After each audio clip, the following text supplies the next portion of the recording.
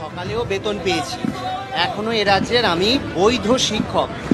আমি এসছি আন্দোলন করতে, না দিলে আমি চলে যেতাম। আমার বাড়িতে ছোট বাচ্চা আছে।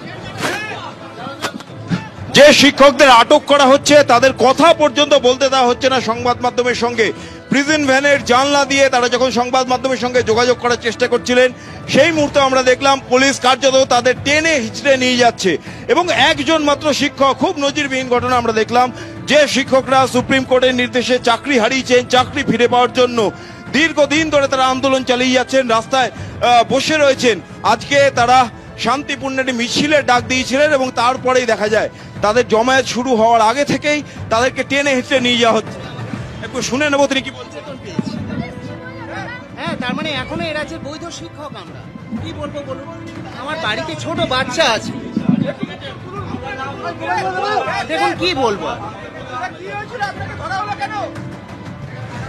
একজন শিক্ষককে রীতিমতো ম্যান মার্কিং করে তুলে নিয়ে যাওয়া হচ্ছে ব্রতদীপ, এবং একজন শিক্ষক যেখানে তারা দাঁড়িয়ে রয়েছেন, শিয়ালদা স্টেশন হোক, মেট্রো স্টেশন হোক, তাদের বেছে বেছে তুলে নিয়ে যাচ্ছে পুলিশ। না না, আমি মিছিলের জন্য এসেছিলাম। না না,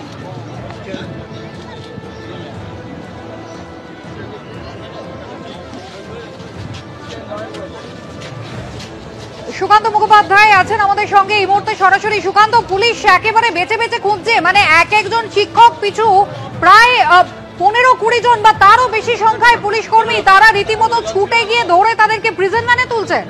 অপরাধটা কি? একেবারে দেখো, দুজন করে প্রিজন ভ্যানে একেবারে ভরা হচ্ছে বা তাদেরকে তোলা হচ্ছে, এবং প্রিজন ভ্যান কিন্তু একেবারে সামনে নিয়ে চলে যাওয়া হচ্ছে। এবং আমরা দেখলাম যখন প্রিজন ভ্যানে শিক্ষকদেরকে তোলা হচ্ছে, তখন তাদের সাথে যখন কথা বলার চেষ্টা আমরা করছিলাম বা সংবাদ মাধ্যম করছিল, আমরা দেখলাম যে 2 জন করে পুলিশ কর্মী ভেতরে চলে যাচ্ছে, সামনের দিকটাতে পুরোপুরি আড়াল করে দিচ্ছে এবং তাদেরকে কিন্তু এই চত্বর থেকে সামনে নিয়ে চলে যাওয়া হচ্ছে। অর্থাৎ একটা প্রিজন ভ্যানে কিন্তু বেশি সংখ্যক লোকও ভরা হচ্ছে না। কিছুক্ষণ আগে যখন এখানে প্রচুর পরিমাণ পুলিশ ফোর্স ডিপ্লয়মেন্ট করা হয়েছিল, বারবার যেটা ব্রিফে বলা হচ্ছিল যাতে কোনোভাবে যখন তাদেরকে প্রিজন ভ্যানে তোলা হবে, কোনোভাবে যাতে কোনো চাকরি প্রার্থী তাদের যাতে আঘাত না লাগে, তা কোনোভাবে যাতে লাঠি চার্জ না হয়, এটা কিন্তু বারবার এই ব্রিফিং এ বা এই ইনস্ট্রাকশনে বলা হচ্ছিল। এবং তারপর আমরা দেখলাম যে কি স্ট্র্যাটেজি নেওয়া হচ্ছে, যে সমবেত বা কোনোভাবে তাদেরকে একসাথে গ্যাদারিং হতে দেওয়া হচ্ছে না।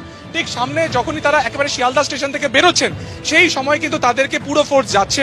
তাদেরকে প্রথম দফায় বলা হচ্ছে যে তাদেরকে ফিরে যাওয়ার কথা, এবং তারপরে সঙ্গে সঙ্গে কিন্তু তাদেরকে ন্যাপ করা হচ্ছে, অর্থাৎ তাদেরকে সঙ্গে সঙ্গে ধরা হচ্ছে এবং ধরে সরাসরি কিন্তু প্রিজন ভ্যানে তাদেরকে তুলে দেওয়া হচ্ছে। এবং ইতিমধ্যে 5 থেকে 6 জন যারা চাকরি প্রার্থী তাদেরকে ইতিমধ্যে আটক করে নিয়ে যাওয়া হয়েছে। লালবাজারে তাদেরকে নিয়ে যাওয়া হবে। একের পর